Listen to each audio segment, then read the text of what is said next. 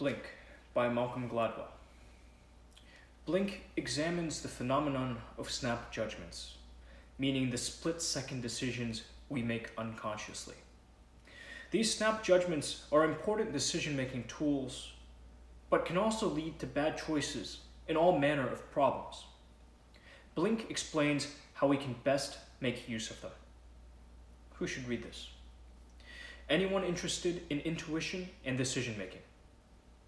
Anyone interested in ridding themselves of their prejudices and stereotypes? And anyone who wants to know when to trust their intuition? Who wrote the book? Malcolm Gladwell is an American journalist and author. He has previously published the bestsellers The Tipping Point and Outliers, both available in Blinks. What's in it for me? Learn how to use unconscious snap judgments to your benefit. Do you trust your intuition when making decisions? If so, there's a few things you should know about it. First, you probably use it a whole lot more than you realize. Even in cases where you think you've analyzed a situation rationally and come up with some solid reasoning for your choice, you're probably just backing up your initial gut feeling. Second, your intuition can often produce better judgments than a thoughtful analysis. This is because it cuts through all the irrelevant information and focuses on just the key factors. But the downside is that it's also affected by all manner of unconscious factors, like preconceptions and prejudices that can lead you astray. Knowing when to trust your intuition and when not to is crucial to making good decisions. In these Blinks, you'll discover why the best tasting cola brand ever launched failed miserably, why some art forgery experts trust their gut more than a rational analysis, and how one man was elected the President of the United States just for his looks. Don't distrust your intuitive judgments. They can often be superior to your conscious ones. The human brain relies on two strategies to make decisions in any given situation. One strategy is to consciously record and process information, weigh the pros and cons, and come to a rational conclusion about the best way to go. This kind of information processing is very slow, and in some situations, there's just not enough time for it. And so, over the course of human evolution, a second and much faster strategy has developed. Quick as lightning. The unconscious makes snap judgments based on gut feelings rather than on thorough analysis. This second decision-making strategy allows the brain to unload some of the strain of its complex thought processes to the unconscious. Beneath the surface, unbeknownst to us, the unconscious part of the brain processes situations in the blink of an eye and makes decisions about the best course of action. Many people tend to only trust their conscious judgments and are uneasy about decisions based on their feelings or intuition. However, it turns out that snap decisions are frequently far superior to those made after a thorough analysis. As examples, consider that there are tennis experts who can intuitively predict when a player will serve a fault, although they are unable to pinpoint exactly why. And there are art experts who can spot a forged piece of art at first glance just because they have an odd feeling, and can only rationally explain their snap judgment later.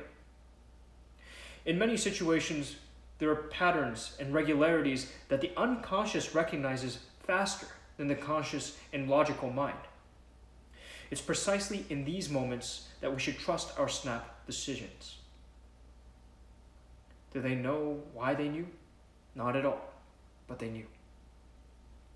Our unconscious can differentiate between relevant and irrelevant information in a mere split second. Though thoroughness can often be a virtue, in decision-making it rarely makes sense to scrutinize every last bit of available information. Usually, it's more effective to concentrate on a few important facts and block out the rest. Let's say you're observing a couple and want to accurately predict whether their relationship will last. To do so, it's best to concentrate on a few particular key signs. If you spot a hint of contempt in their interactions, for example, that's a strong indicator that problems could be on the road ahead.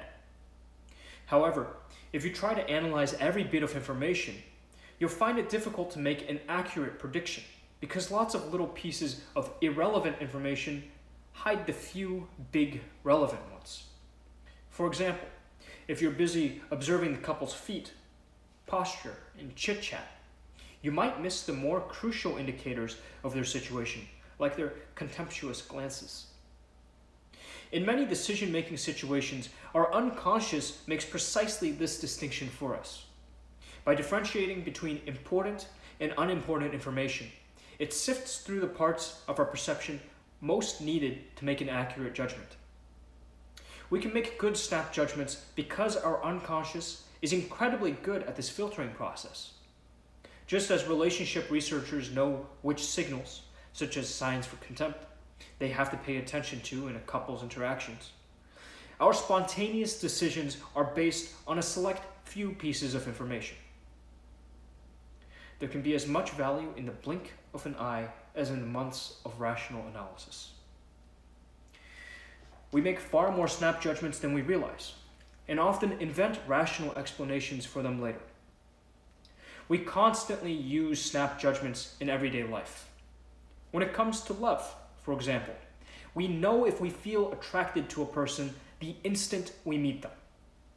Football players, on the other hand, use their goal instinct to help them automatically move into a scoring position. Some investors even listen to their back pains to know when it's time to sell their stocks. In all of these situations, the decisions are reached in the unconscious part of the brain. However, many people tend to trust facts and figures above feelings and intuitions, which is why they usually come up with logical explanations for their snap judgments after making them. For example, after a football match, a goalkeeper may attribute his many great saves during the game to simply being in the right place at the right time, even though this explanation doesn't reflect what really went through his head at the time. His automatic reactions to the shots on goal came from his unconscious. Similarly, our conscious explanations regarding our ideal romantic partner have very little connection to whom we really end up liking. We can go on and on about the most important traits our future partner should have, but when we meet someone, we don't run through the list. Instead, we just know intuitively if we like them. And more often than not, our intuitive decision runs counter to the rationally compiled list of desirable characteristics we had before. Our decisions are greatly influenced by our unconscious associations. The unconscious influences our actions in a very specific way. For example, in one study, a group of people were asked to play Trivial Pursuit, but before starting, they were divided into two groups and given a task. The first group was asked to think about what it would mean to be a professor, while the other thought about what it would mean to be a football hooligan. The result was that the two groups' performance differed. The group that had thought about the intelligent professor got more right answers than the group that thought about the dumb football hooligan. The associations had influenced the player's performance. Similarly, our unconscious associations constantly influence our behavior. For instance, most of us have learned to unconsciously and automatically associate attributes like white, male, and tall with qualities like power and competence. Even if we do not explicitly believe that tall, white men are more competent than short, black women, many of us form these associations unconsciously. Indeed, research has shown that it is easier to be professionally successful as a tall, white male. It has even been demonstrated that a 1-inch increase in height turns into a measurably higher salary, and top management positions are almost exclusively held by white males of above average height. The case of Warren Harding is proof that associating general external characteristics with certain skills can be a terrible mistake. Harding was elected President of the United States after the end of World War I because his supporters simply thought he looked presidential. He had no real skills or merits to show for himself, and is widely regarded today as one of the worst presidents of all time. Stress can make us temporarily autistic and drive us to wrong judgments. Would you be surprised to hear that you're telepathic? In fact, we can all read minds. All we have to do is look at a person's face. Emotional expressions reveal precisely what that person is thinking. What's more, scientists have shown that emotional expressions are a universal phenomenon. Everyone in every region of the world can recognize a happy, angry, or sad facial expression. However, there are some people, like those suffering from autism, who are blind to nonverbal signals. They only understand explicitly transmitted information and aren't able to read other people's faces. But in fact, even non-autistic people can be rendered temporarily autistic by stressful situations and time pressure. When under stress, we tend to ignore many indirect signals, like facial expressions, and go into a tunnel vision mode, devoting our entire attention to the most imminent threat, meaning the most relevant piece of information. Tunnel vision can, for example, sometimes cause police officers to shoot innocent people because they focus so intently on the possible threat of a weapon that even a black wallet can seem threatening. If you want to avoid this kind of autistic seizure, you have to slow down and reduce the stress in your environment. The worse the stress, the more likely it is you'll become temporarily autistic. And beyond a certain stress level, the logical thought process stops completely, and people become very unpredictable. Market research is not always a good indicator of true consumer behavior. It's a market researcher's job to figure out which products will work well on the market and which won't. Nevertheless, researchers often fail to predict consumer behavior. For example, several decades ago, Coca-Cola carried out a number of taste tests and was forced to conclude that its rival, Pepsi, scored much higher than Coke.